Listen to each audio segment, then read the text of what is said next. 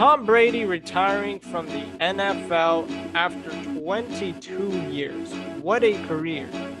Yeah, he's obviously the greatest of all time. No doubt about it. 7 Super Bowls.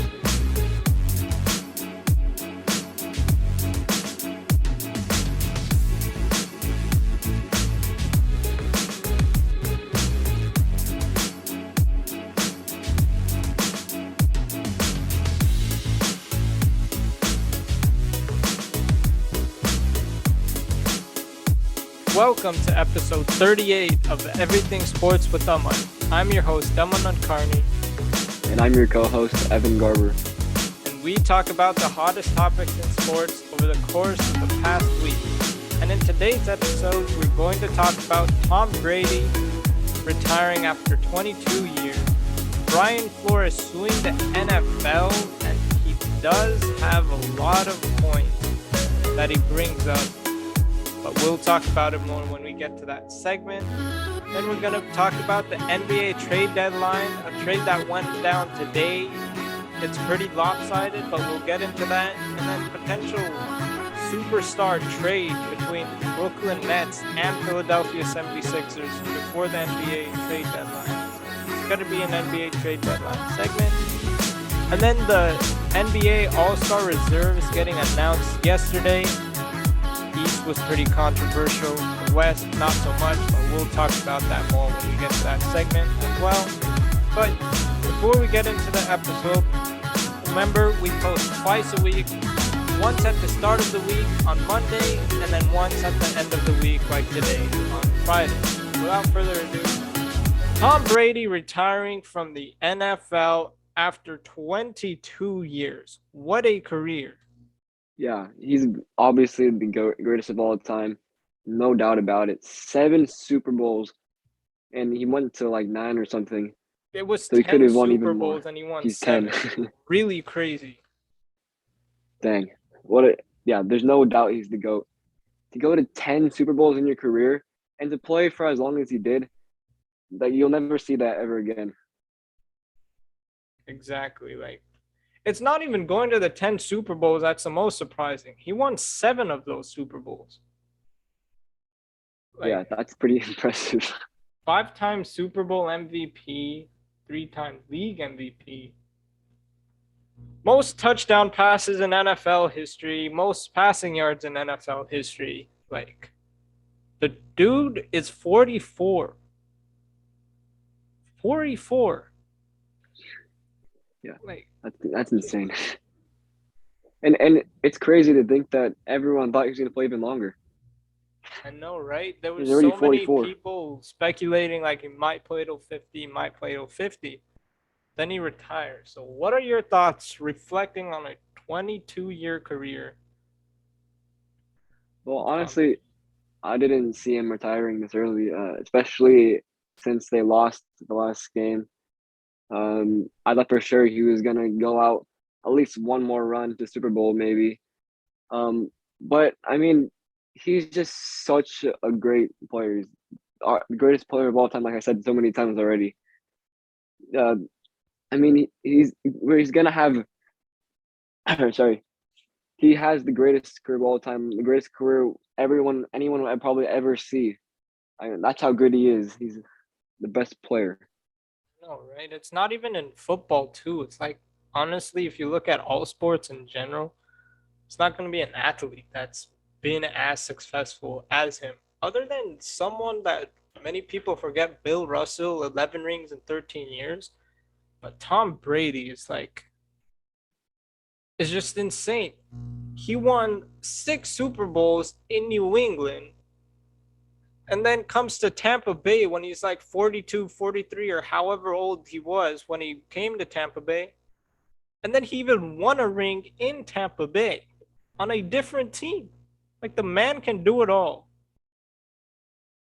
It would have been cool to see him actually on different teams to see how great a quarterback he is. I mean, we already know he is the greatest quarterback of all time, but it would have been just really cool to see him like a team like the Jets, let's say.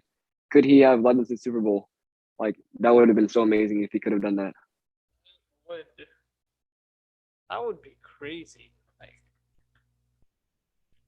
Like he said on a podcast just shortly after he retired on the Let's Go podcast with host Jim Gray, he said, talking about his family, he said that I said this a few years ago. It's what relationships are all about. It's not always what I want, and it's what we want as a family. And I'm going to spend a lot of time with them and figure out in the future what's next. So that pretty much says it all. There were reports like a few years ago when he was still in New England that his wife said he played through concussions or something like that. Like he was already so old when he was playing through those injuries. And honestly, I didn't expect him to retire like you, but I mean, he's played through so much injuries. He's 44 years old. He could, I know he seems invincible playing at this age, but before something bad happens to his body, I think it was good for him to retire because now he can be with his family. And this is what I applaud all athletes about. Like, when you start a family, you're not with them for half the year. And it's kind of crazy that Brady managed a family and then did what he did at such a high level. It's absolutely crazy to think about. Yeah, I mean, it makes sense. I mean, these kids are getting older. You got to spend time with them before they go off into their lives. So it's really cool to see that he's finally taking the time. And then his wife Giselle, she's been saying these past couple of years he should retire. She doesn't like seeing him out there anymore because of the injuries, obviously. But yeah, I know I don't know. It's been an amazing career, and I'm glad that he can now spend his time with his family and just enjoy life.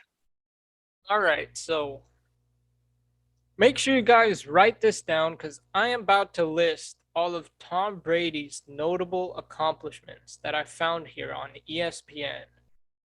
So obviously 22 NFL seasons, 20 for the Patriots and 2 for the Buccaneers. He has most touchdown passes in NFL history, like I mentioned, at 624. Most passing yards in NFL history with 84,520 yards. 243 regular season wins, most in NFL history. Most playoff wins in NFL history at 35, and that was 19 more than any other QB. And Joe Montana was 16 playoff wins. Most Super Bowl appearances at 10, like we mentioned, and then 7 of those Super Bowls he won, most in NFL history again. 5-time Super Bowl MVP, most in NFL history. All-time playoff leader in touchdown passes at 86, 13,049 passing yards, and 1,165 completions. Those are all-time playoff leader numbers. 15 Pro Bowl selections, most in NFL history. 3-time NFL MVP in 2007, 2010, and 2017. 2009 Comeback Player of the Year, and named to NFL's 100 all-time team, one of 10 quarterbacks. Those are his notable accomplishments. That literally screams greatest of all time. So Yeah, it definitely does. you guys can rerun this podcast episode slow-mo to get all the accomplishments if you want. But you're not going to see a more accomplished athlete for a long time now. For a while. Yeah. One thing I actually find interesting is that he only won 3 MVPs. You think that a guy he's won 7 Super Bowls and been to 10, he'd win more than 3 MVPs. But that's because he's just that good of a playoff quarterback. Like Tom Brady in the playoffs is a different human being. It's like He's exactly. he's It's like insane. playoff LeBron to some extent. Exactly. The best players of all time. I know. Playoff LeBron and playoff Tom Brady. Yep. But with that, we actually get into more rather saddening news, I'd say, of Brian Flores suing the NFL.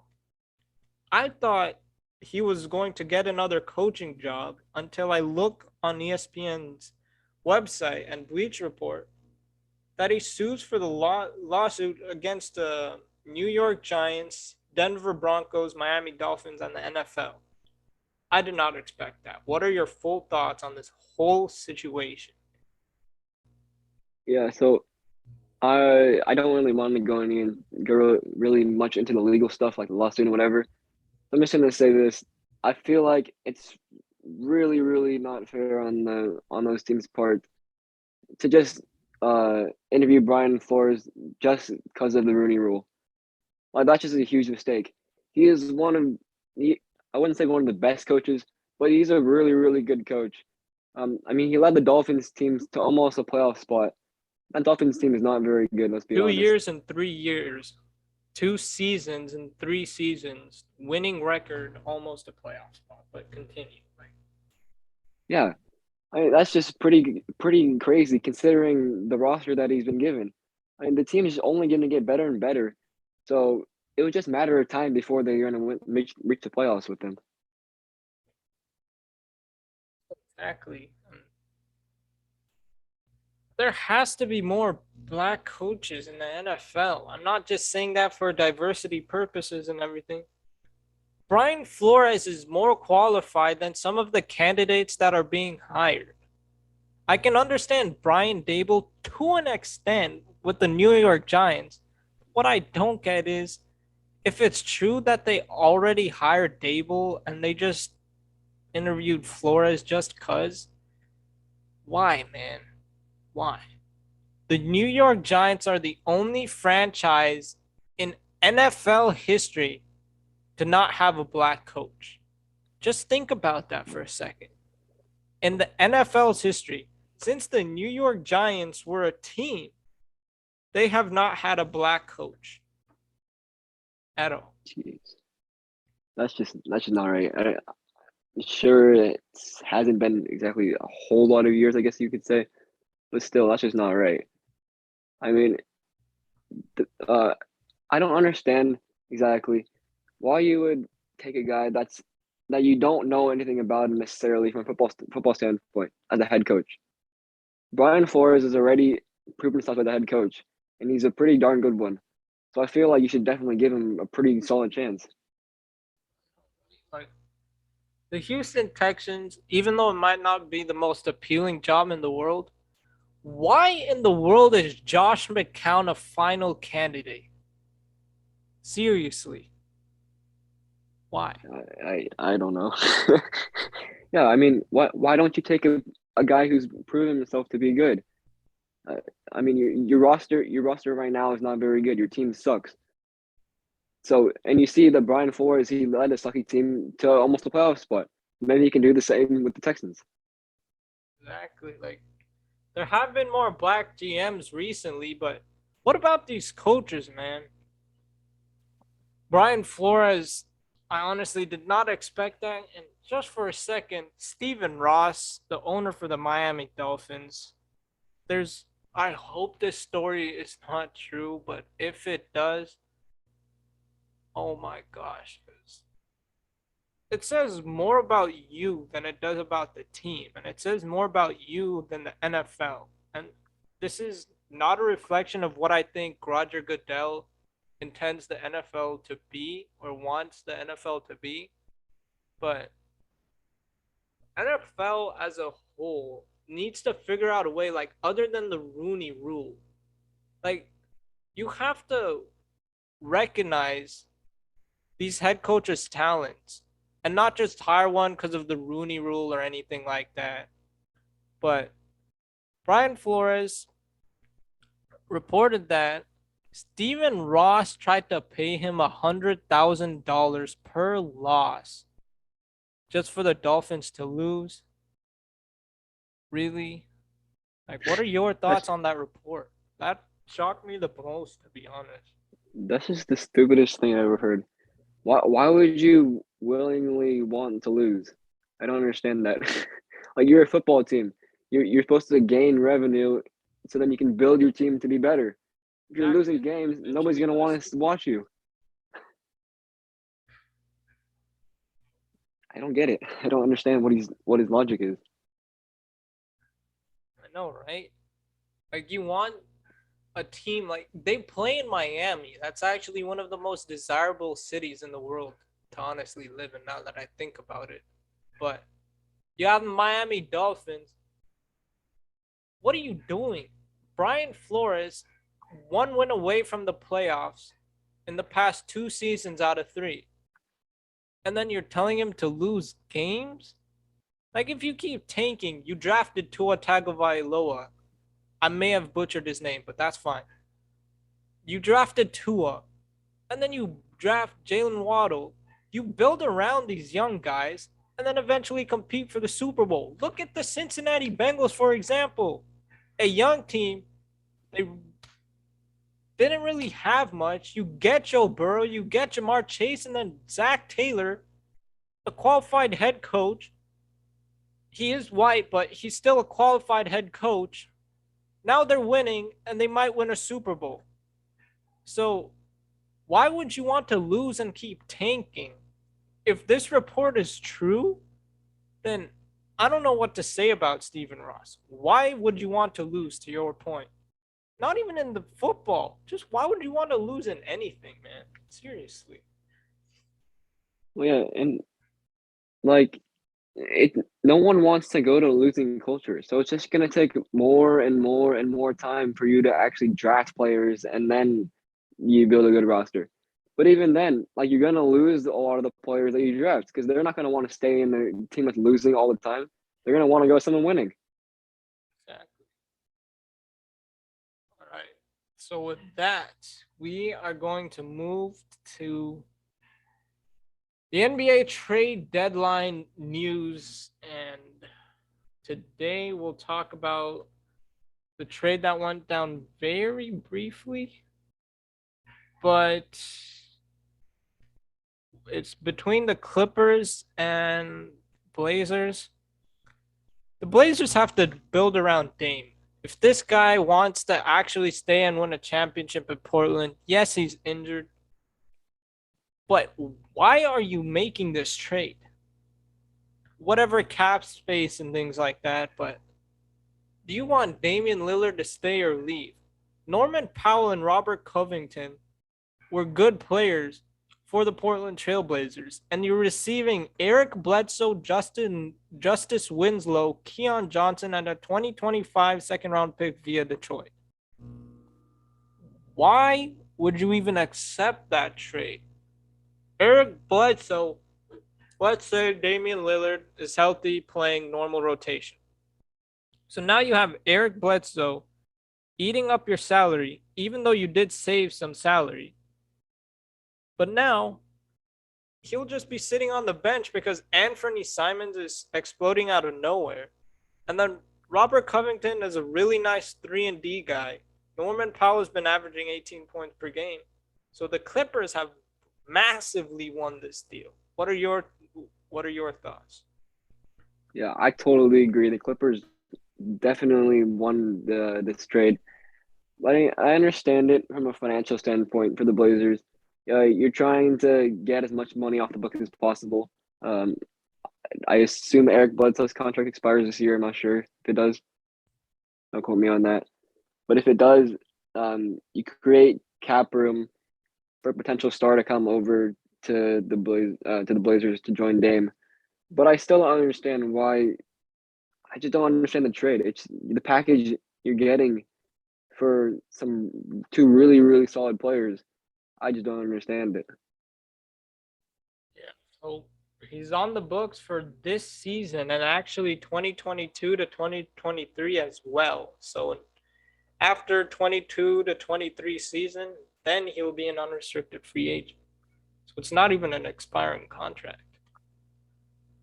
I don't even know. Then what are they gonna do with that? Uh, they have four good guards now: Bledsoe, CJ, Dame, and Anthony. It's gonna be. I mean, I would assume that this means that a CJ trade is coming, but now with Ben Simmons and Harden trades rumors exploding, who knows if that'll even happen anymore? Exactly. So I guess you're talking about it. So just continue talking about this Harden Ben Simmons situation. Yeah, it's really, really surprising. It seemed like the Chalks were dead earlier this season, but now they're revamped. I really like the trade for both sides, actually.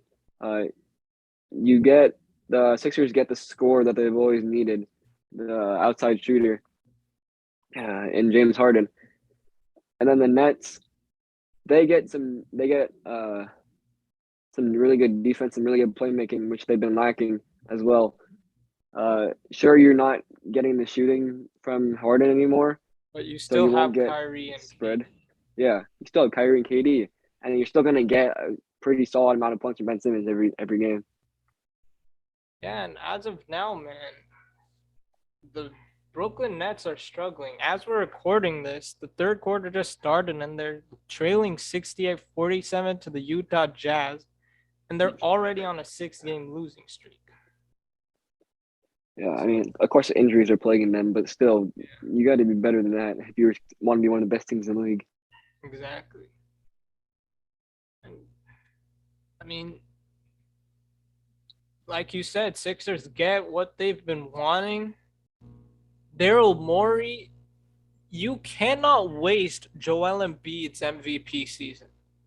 If I had a vote right now for MVP, Joel Embiid might be at the top of that list. Seriously, he got like 50 points in like 27 or 29 minutes, like some absurd numbers for a center. Like you don't score 50 points that quickly if you're a center. But you cannot waste Joel Embiid's prime. This is your chance to capitalize on the 76ers being a championship contender for the next 4 to 5 years while James Harden is in his prime.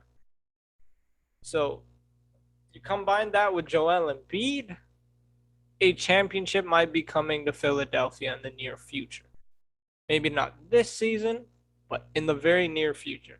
I am telling you that much right now. If the Sixers pull off this trade, they're immediately championship contenders. Yeah, I totally agree. That team is going to be pretty darn scary. I mean, they're already still a pretty solid team right now. I want to say they're in the playoffs right now. Let me check. But even then, they're going to be a way better team than they are right now. They're adding a superstar in James Harden, and Ben Simmons is not going to. They're third seed right now in the Eastern Conference. So yeah, they're definitely going to be the top team in the East. I mean, to play this well without a second star, you add James Harden. There's no way they're going to lose the Eastern Conference. Exactly. And I mean, with that, as we talk about former All Stars and things like that, NBA All Star reserves are now announced, have been announced. We're just going to give our quick thoughts on each of the um, reserves because we talked about the starters in a previous episode. I think that was 36. I want to say episode 36, not sure, but we'll start with the Western Conference. Devin Booker, Luka Doncic, Rudy Gobert, Draymond Green, Donovan Mitchell, Chris Paul, Carl Anthony Towns. But Draymond Green won't play. So who do you think should replace Draymond Green in the All-Star game? Because it doesn't have to be a forward. It could be a guard as well. Yeah. So personally, I definitely think it should be Dejounte Murray.